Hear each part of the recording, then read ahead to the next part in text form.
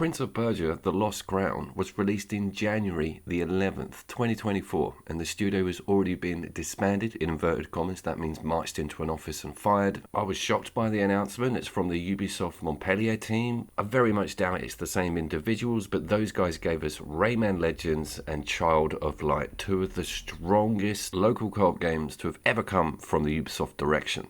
Future Coop here. Rayman Legends was co-developed by Pasta Games, and Child of Light actually came from Ubisoft Montreal. I am Couch Coop, and I got a few theories on what happened, and this is my review of The Lost Crown on PS5.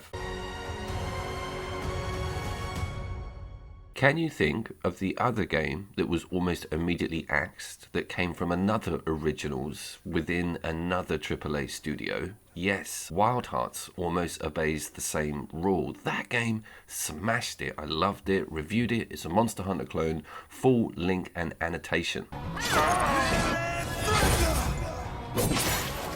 So Prince of Persia The Lost Crown is far more hack and slash heavy than I imagined. If you know about the original games, they do have close quarters combat in, but they're all about jumping from death-defying platforms, sliding down walls, and having a genuinely good puzzle in time. This is a very welcome focus on really cool combat, including a counter and a slide. You go right underneath them, get behind them. There's loads of flashy visuals, and you can switch out some of the weapons. The unlocks at the front end are a little bit scarce, I will add, but it's still cool to see those combos and get given a massive special right off the bat.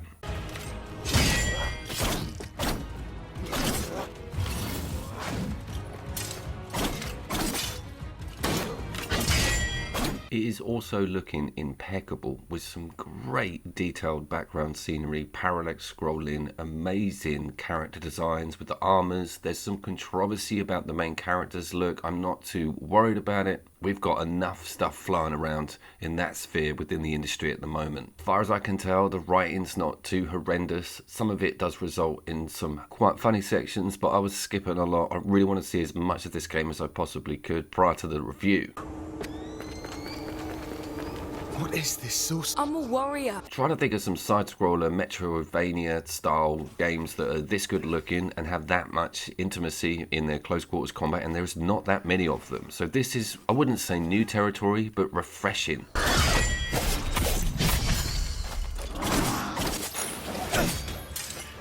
You've got a couple of tiers of parry. There is a full-on red dot, always got to avoid. Then you've got that gold, which is quite a small window, but if you get it, you get a nice cutscene and some huge damage. Then you've got your standard deflect, which gives you a little window to get some more punishment in. So there's more than one option. You can even like slide right underneath them.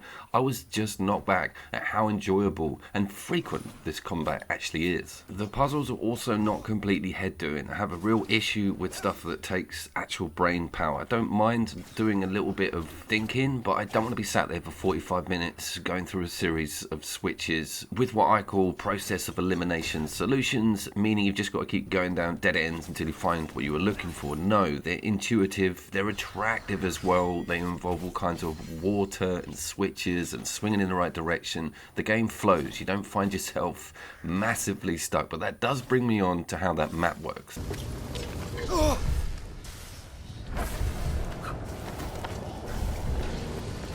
As mentioned before, it is a Metroid style map, so there are areas that you can access but can't progress in because either you don't have the equipment, don't have that little bit of gear, you haven't got that double jump, and so it's difficult to know if you're coming to a legitimate dead end or whether or not it's just a solution that you haven't got to with your own brain, if you're with me. I went down to the sewers, completely oblivious that this is not the way I'm supposed to go, and I kept pushing. I was waiting for what's called a restart point, which is those golden trees, and there just wasn't one, and the run got longer and longer, and I'm thinking this cannot be right. I did actually have to reverse back. Sister! It resulted in me getting a really cool special, but at the time I was getting extremely frustrated with the game model and thinking this is not fun, but it turns out I'd just gone the wrong way. That is part of the attraction of the genre for some people, that self-discovery, going down dead ends and getting that map all worked out. There are fast travel points. It's got a very strange system of being able to put like an eyeball in a room that you can then look at that room when you're not in it. It's a static image. I think it's to do with what chests or entrances and exits are in that room, but that one didn't bode too well with me. But again, it's a cool new idea. Now, this game's full of those. This is where my sewer run ended with a sort of giant creature with a massive dustbin lid blocking the entire corridor. Look at my hair. Every time I get to this bit, I'd be like, I can do this. I couldn't.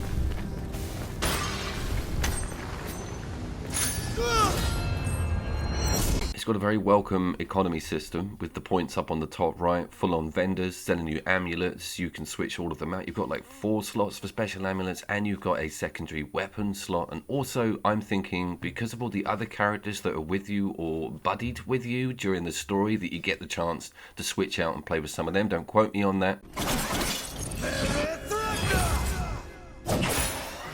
Whilst we're on the subject of quotes, can one of you let me know what this game cost on launch? I found it physical for £20, which I know is a little bit steep, but I've just been onto the Ubisoft website and this is what it costs now. What the hell is that all about? That's only digital. I think this game will be worth quite a bit of money physical in a couple of years. Same thing goes with Wild Hearts. And Concord, lol.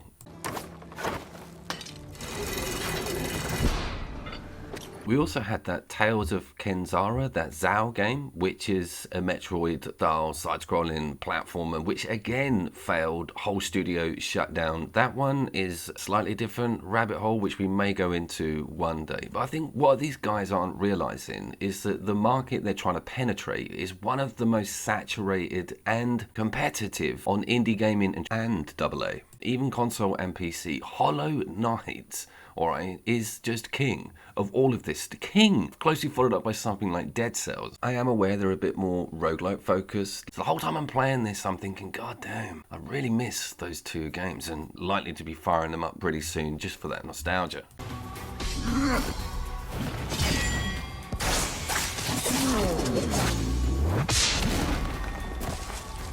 But in its defense, The Lost Crown is trying to do its own thing. It's trying to create its own sort of personality in conjunction with the series, but also sort of stepping out of its traditions and areas. And it all just totally works. Even this art is breathtaking in places. The rays, the beautiful plants, the way that the backdrop looks, and the differences in enemy design and attack pattern. It does keep you guessing a lot. It's very cool exploring. It's just whether or not you're exploring in the right direction and you're going to get to a dead end and come back because you haven't got that bow and arrow yet, or the double jump.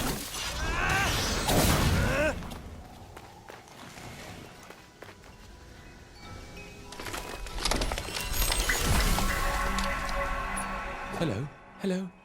I also very much like its side quest ideas and sort of pinning things on that map, going to little areas that you think might hold a secret, or meeting characters that give you something cool to do and an awesome reward with it. And again, the dialogue, it's not too cringy. Veilguard. This is my theory on what might have happened here. Ubisoft are very worried about what's going to happen with their new Assassin's Creed game. They've put their foot in it a little bit with the main character controversy. They haven't handled it very well. They've done a few U-turns on things. This, as you might have seen, had a direct impact on shares and shareholder prices and involvement, investors, everything. It sort of put this sword of Damocles over the future of their little line going up on that graph. All of this literally kicked off at the end of Q1. So that's like 2 months after this game was released. Having a whole team like that still on the payroll after your game has been released and not giving Ubisoft the numbers I imagine it expected meant that it's over.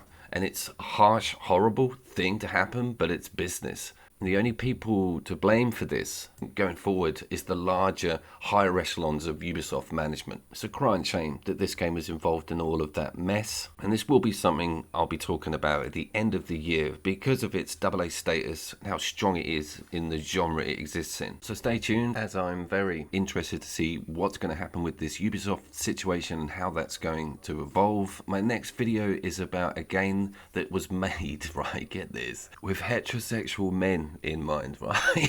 I know, what are they thinking? Look forward to that. I'll see you down there.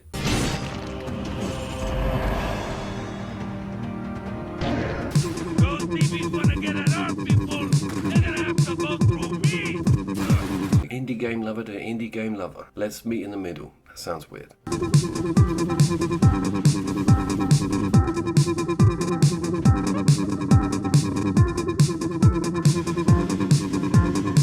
Bag battle up next, mate. It's not called that. You do that joke every time. Tell them the real name, Scrotum Skirmish. Nickma! Hello,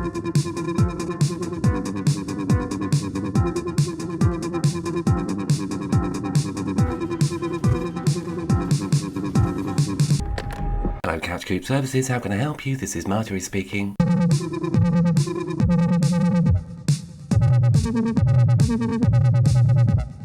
Couch Coop must reign supreme. I've gone Yoda.